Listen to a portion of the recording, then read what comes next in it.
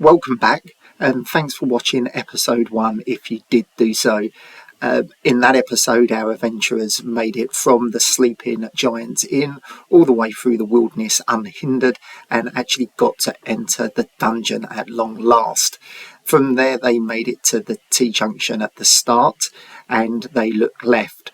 From there, you'll notice that unfortunately I did have a bit of an issue with the filming, but with the roll for the exploration on the left hand side of the passage, it was 2 passages long with a T-junction at the end and no passage features.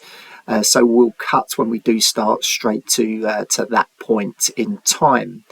If you look, I have Malinor here up and displayed.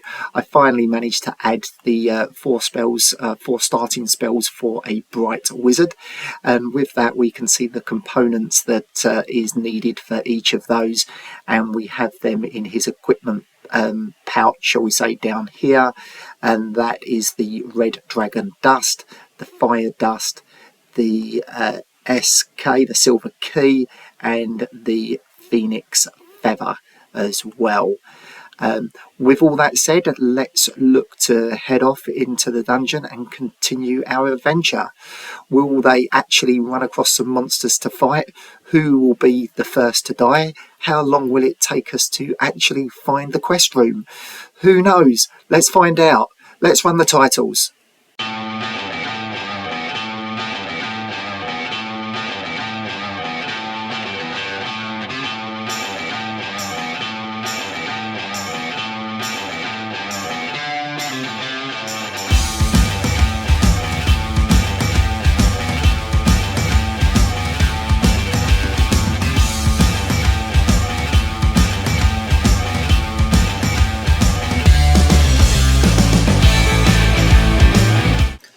So there we have our passageway looking left. There are no features, but when we get to the end, there is a T-junction. So what about if our intrepid adventurers look to the right? What do they see? So it's a D12 for the passage length, and then 2 D12 both for the features and for the ending. So let's just roll all the dice now.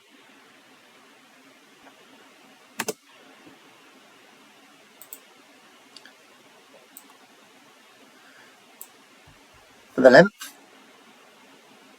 probably going to be a 1, so that's a 3. For the features, oh dear, is 11, so 3 and 11, and for the ending, 3. 3, 11, 3. One section, nothing, and a T-junction. Let's add that. So here we are with both the sections of the T-junction mapping left and right, and they are a complete mirror image of each other. Nothing in the passageways at the moment, no doors, and the 2 T-junctions at either end.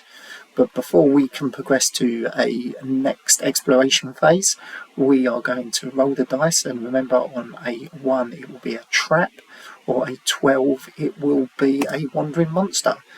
So let's hope that neither of those happen. 7, fantastic. Something is actually telling me to go right, so let's try and do that. So we'll pick up our dwarf first of all.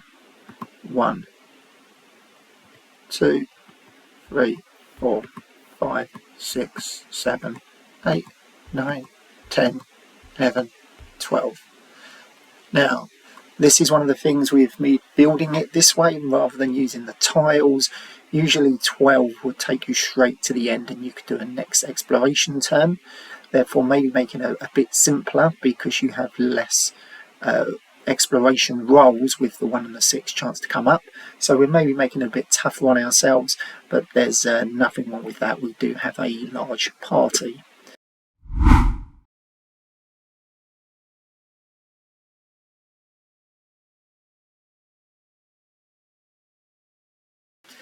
So there we go. So we're unable to explore, but we should next time. But for now, let's roll that dice, and again, let's hope it's not a 1 for traps or a 12 for wandering monsters. 3. We can cope with that. We'll remove everything. We will move ourselves into the correct way. So we'll stick with what we have here. So we'll take up attack positions, I think.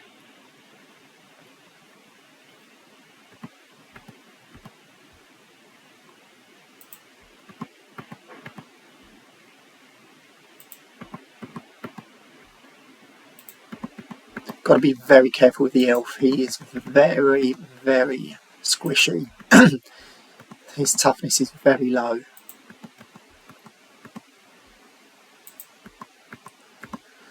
That's great. And now we're going to do exploration. We will look left first and then right.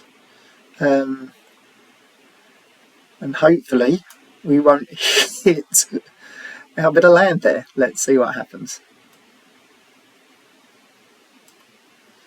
So left first of all. So we'll do the 3 dices as well. So 1 for the passage length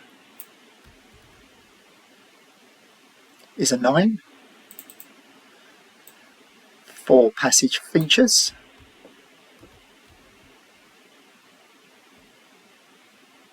is a 15. So 9 and 15. And passage end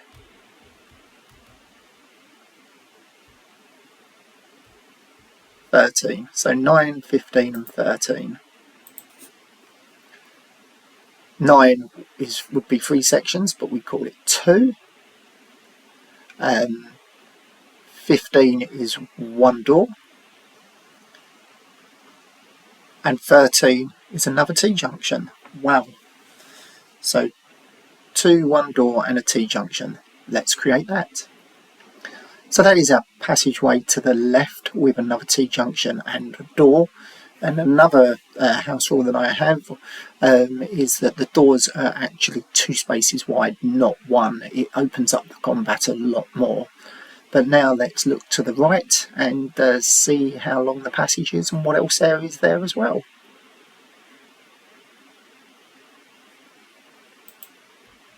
No, it won't take that because let's clear all the dice. And what we will do now is let's do a passage length.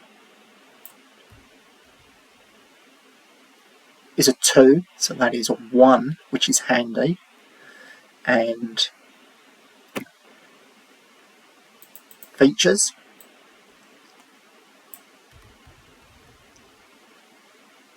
is a 9. And at the end is a 7. So 9 and 7. So we can see it's 1 section, 9 is nothing, and 7 is a dead end, which is great. Let's do that. So we took a bit of artistic license here, and as we can see, the dead end is actually formed by a rock pool, and someone's certainly been digging at it to try and find their way through. But it reads quite well, as obviously it would be heading into the cliff face there, so it's fallen away a long time ago. But our heroes therefore can certainly now look to head to the left. They've got this T-junction to explore. They're going to need to guard to make sure they're not surprised, and they can certainly open and find their first room. Before all of that though, let's just roll our last dice, and a 1 will be the trap, a 12 will be wandering monsters.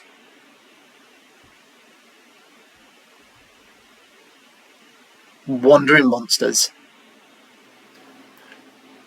For the Wandering Monsters table, we're going to use the Shattered Amulet Monster Matrix. So for Wandering Monsters, we can see it is a D12. So let's roll our D12 and find out what we get. Our first encounter.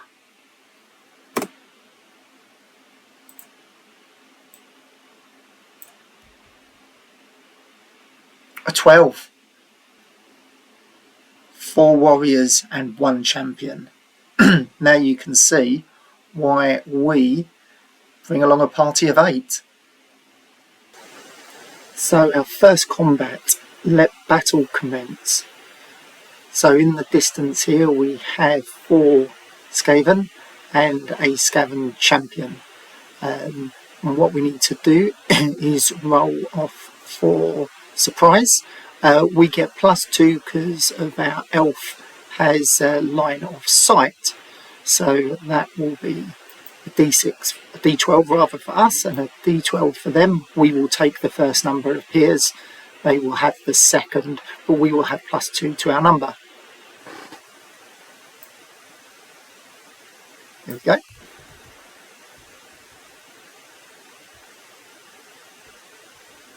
Nine and 3. We have surprises because we have 11. Fantastic. So let's actually check out the speed.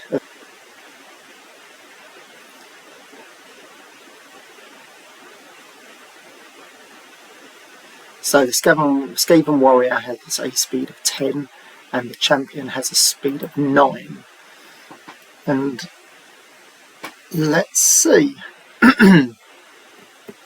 So he would go 1, 2, 3, 4, 5, 6, 7, 8, 9.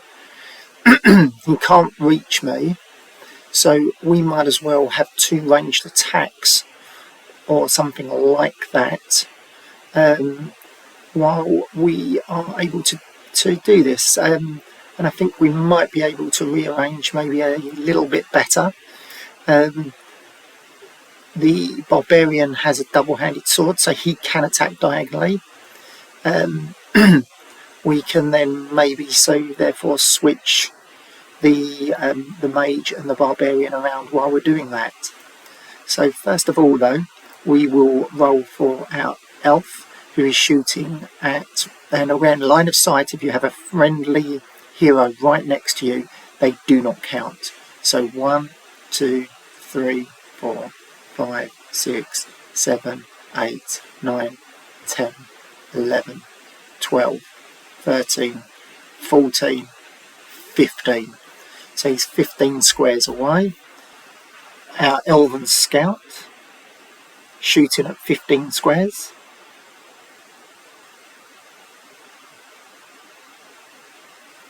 Needs a 5.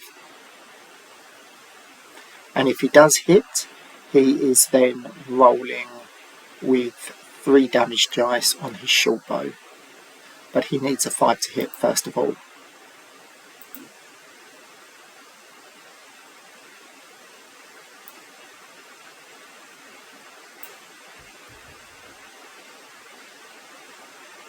Two. Brilliant. Misses. We will now change everyone else around, I think. So these will take up a defensive position this way in case they are attacked from Skaven coming out of the corner. Our wizard will move 1, 2, and our barbarian will move up. Now, do we also... We can't really move these around now, so we'll just stay as it is. I'm quite happy with that defensive attacking line or defensive line. So now we said the champion has a speed of 9. 1, 2, 3, 4, 5, 6, 7, 8, 9. The Skaven had a speed of 10. 1. Now the wizard could certainly look to try to hit them with a fireball, but it's almost a case of what's the point, it's our first enemy. So now we can roll, attack again rather. So this time our elf is at 1, 2, 3, 4, 5. He's at 5. 1, 2, 3, 5. At 5 he will need a 4. So let's pick this dice up and give that a roll. Great. Well, I don't think he is an archer. We'll see what happens. So not the best of starts. So the question is now, do we let them come forward so we can get 3 attacks, but then we're going to have to suffer 2, or do we get straight in there right now? And I think we have to get straight in there. So let's firstly start with our dwarf, who can move 3. 1, 2, 3. We can see that our dwarf has actually a speed of 5. He's moved 3, so that's absolutely fine.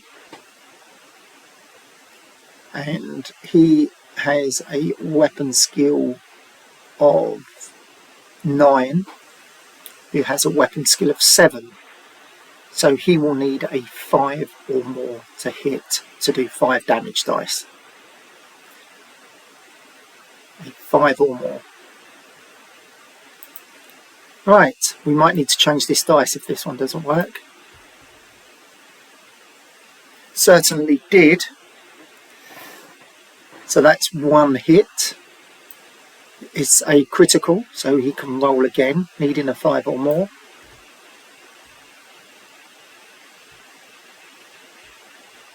And it's an 8, so 2 hits, so that is 10 damage dice. Our Skaven champion has a toughness of 8 and 3 wounds. 3 wounds. So of these 12, we need 3 of them over 8. 3 of them over 8. 1, 2, 3, 4, 5. There was a critical there, but we don't even have to worry. If you hit a critical with a damage dice, you can re-roll that as well. But our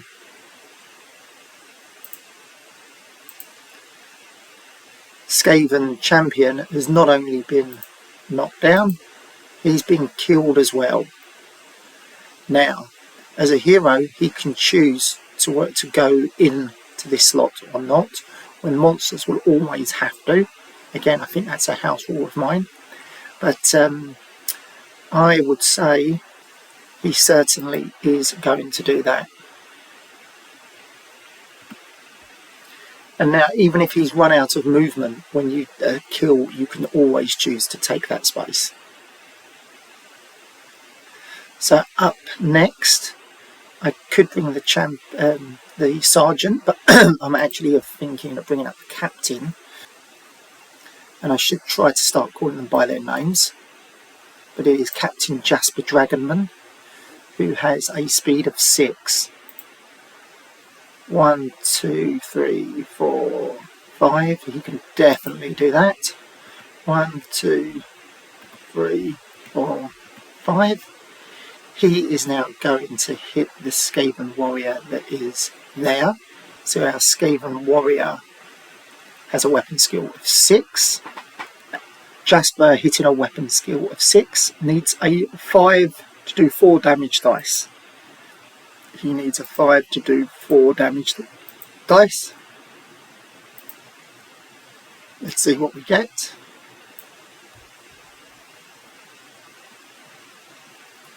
Can you believe it? That's the Heroquest or Advanced Heroquest we all love. So, next we have our Sergeant. He's called Jed. So we have Jasper and Jed. Our Sergeant really isn't going anywhere other than a quick little reposition there. Ulrich, should I say. Let's see if he can live up to his name, Deathbringer. Weapon skill of 8, going for a 6, he will need a 5. He has a speed of 8. 1, 2, 3, 4, 5. Speed, and he is going for he needs a 5 as far as I understand. See what we get. And he's fumbled.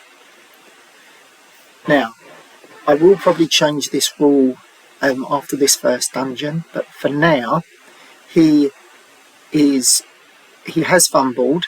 That means his enemy would get a free hit, but as the enemy only has a sword, they cannot reach diagonally, so therefore they cannot hit him. So that's a nice way to actually get your weaker soldiers or heroes into the battle. So that's why it might be worth giving our elf Bright Blade a spear to actually attack rather than trying to get involved with his sword. But at the moment he only has a sword. And he's missed, so we'll leave it at that. I was thinking maybe as we progress, we're going to say that they've actually fallen into range because of their mishap and can then receive a swipe. But for this level, we won't be doing that. So let's just move the remainder.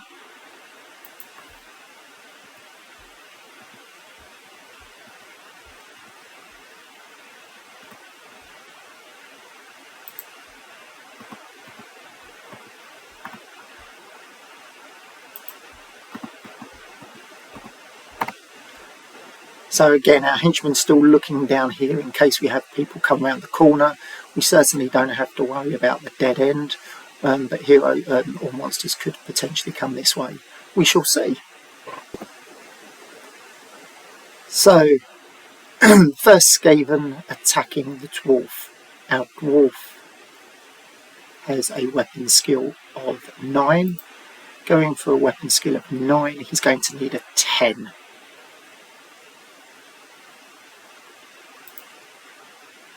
So they're going to need a 10. Can he hit him? No. And then the last one, hopefully the last one, is Skaven here attacking Jasper. A weapon skill of 8. Skaven warrior going for weapon skill of 8. We need a 9.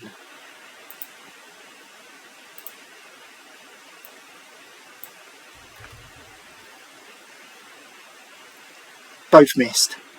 So I would say let the battle again commence. What I should have rolled before that is for reinforcements. And reinforcements turn up on the roll of a 1.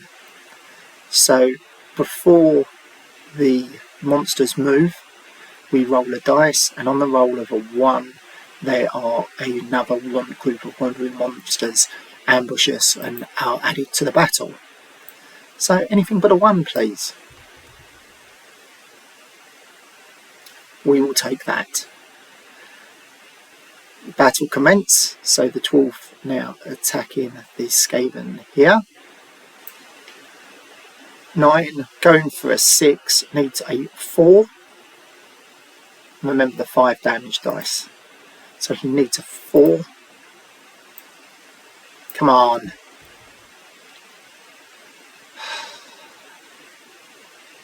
You're killing me. You're killing me.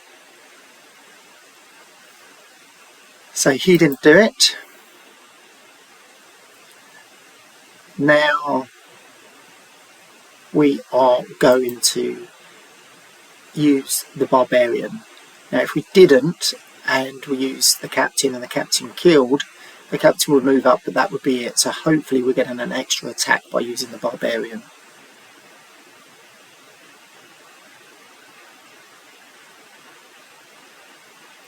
Going for a 6, needs a 5. He will also have 5 damage dice. He needs to roll a 5 first.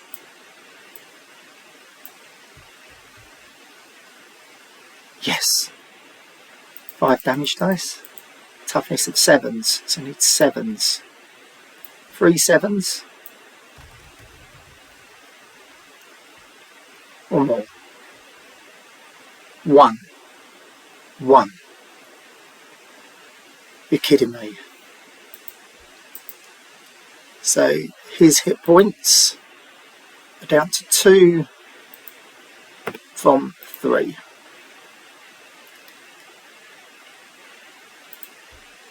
Our Jasper attacking. Jasper is attacking with a weapon skill of 8 against a 6, needs a 5. Needs a 5. Come on, Jasper. Gets it, just. He has 4 against 7, going for 7s. 1, 2, 3, 4. Needing 7s or more. 1 and 2. That is a critical, which would have been nice when the barbarian hit, but it doesn't matter. He only had 2 left. So he's been killed. And we then move him up.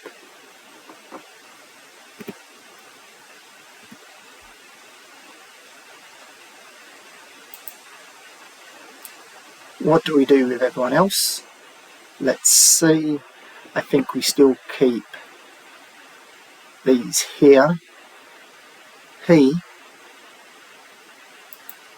is going to step aside, actually. So hopefully let the elf up. You can't shoot now at this turn because he's moved, but hopefully next time he'll be able to have a crack straight off. So, our Skaven, let's clear up the dice, and we'll roll again. Or 1 will be more wandering monsters join the battle. No. Skaven attacking our dwarf, I believe, is a 10. We will double check after I've rolled. It will need to be a 10. That's definitely a miss.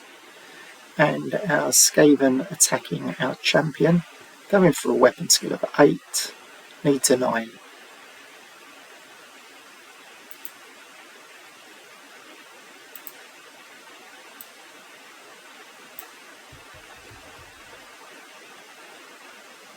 Critical. No way. We roll again.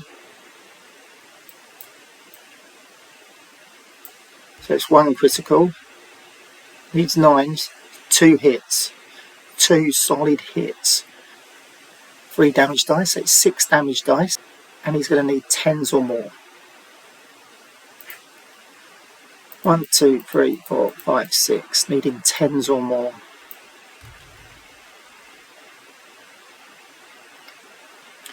Only 1, but it is a critical. So we roll 1 more. And that's a miss. And he is now down to 3. And while we're at it, let's just update this. It's at 3 from 4. So the dwarf to attack again, needing a 4. So hopefully he can hit. Please. This is the way the fighting always goes with Advanced Heroquest. You just think you would just smash through them. It can go wrong very, very quickly. So he got a 1, that means that the Skaven warrior gets a free attack. Actually, while I remember to do this, I just want to come down to the kills, and he killed a Skaven champion, and the captain Jasper killed the Skaven warrior. And if we come back down to the dwarf yet again,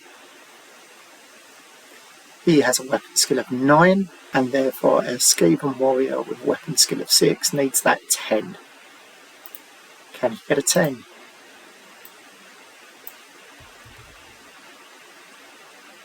He can. Is a 9. So 3 damage dice after a 9.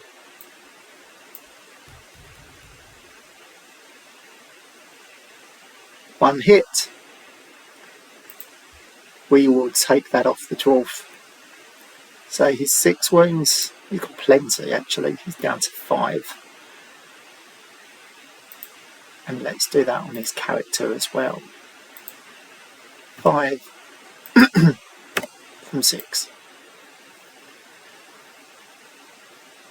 So that was a fumble. We completely fluffed our lines there. Now what we will do is, before our champion attacks, we're actually going to use the elf to shoot with his bow. This will be his 3rd arrow, so we now need to remove the 3 arrows in one moment. So a range of 2, for our elf. Needs a 3. Come on. Our elf needs a 3 for his first hit with a bow. Gets a 9, we'll take that. 3 damage dice. Needing 7s.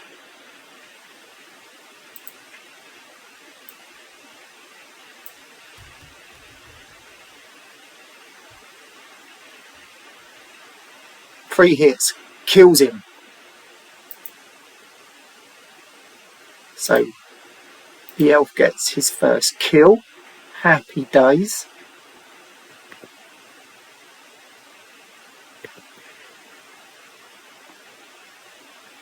The elf has killed the Skaven warrior.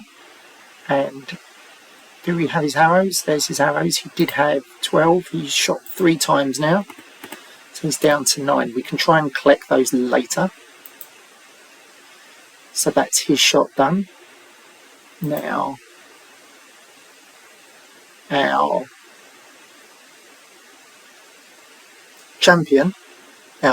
captain can move. He can only move 2. He can attack here, but he's not going to.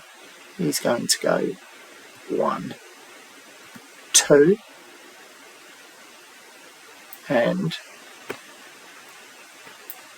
he's now going to hit this Skaven warrior here, who I guess is going to prepare to fight him. Jasper needs a 5.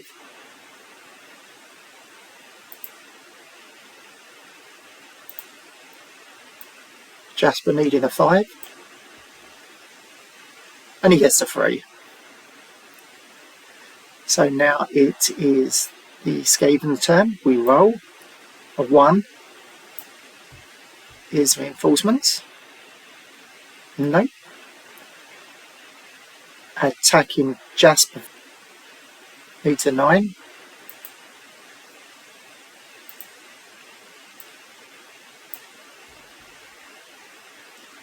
And that's a miss.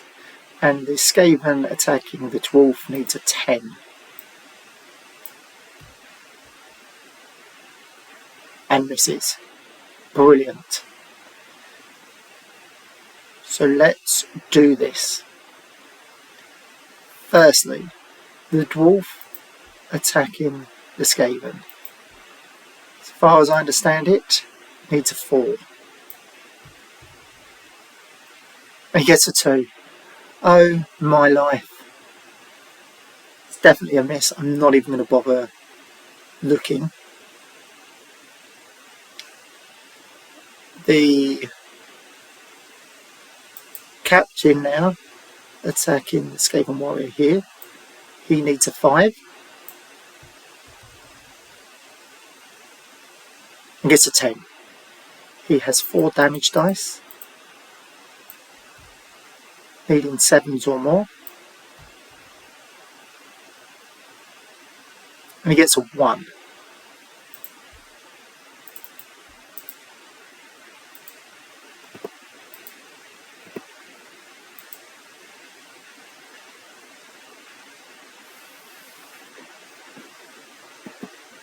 Now, tactics. We are going to move the elf out of the way. Going to move him here in case We get ambushed. He's then got a 3 shots, hopefully. The barbarian is going to step in. And he is going to attack diagonally again. In case he fumbles, he's protected.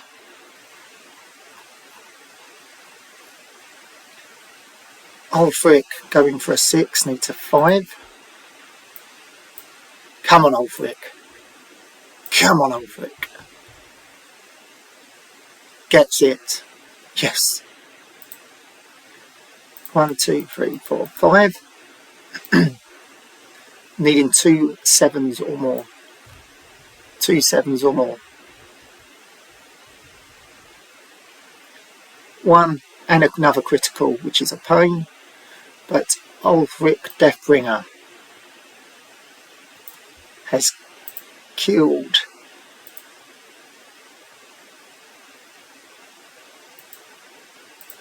his first Skaven warrior. Hopefully that starts to be a bit of a trend for him.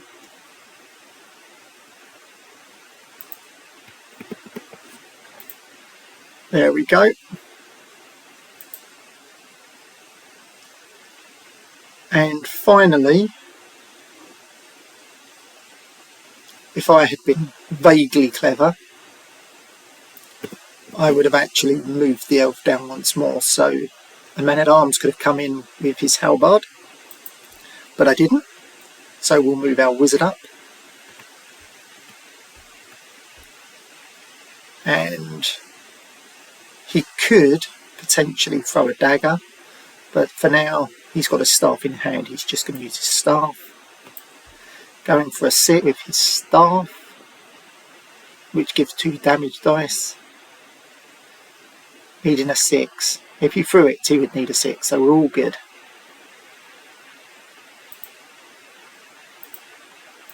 Can he do it? Is he as legendary as I think he is? No, is the answer. So the disadvantage now with not finishing off the Skaven warrior is we then have yet another roll where we're petrified of seeing a 1. It's 4. We're good. Now, again, I'm thinking next time the Skaven warrior would attack the easiest to hit, but for now, I think more being logical, he started to attack the dwarf, so he's just going to continue attacking the dwarf. He needs a 10.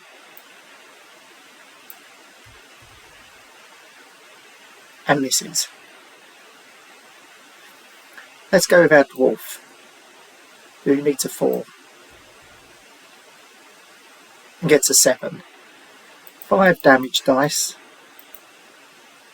Needing 7s.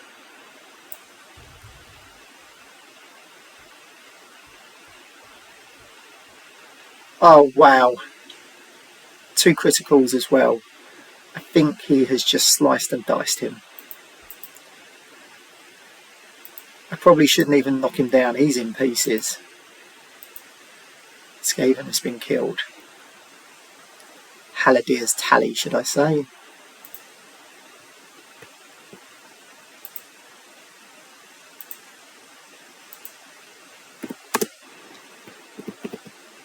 Two kills for him. And that was 60 gold coins. So he is going to take the 60 gold coins. Because he had the most kills for now. And let's read about collecting arrows. I believe it's a 4 or more he can keep the arrows. And remember, the elf shot 3 arrows. But let's just double check the rules on that. Roll the dice for each arrow, dagger or throwing axe used. On a roll of 4 or more. There we go. 4 or more. So there's 3 arrows. How many can he recuperate? 4 or more. 1 broke, so he's down to 11 arrows.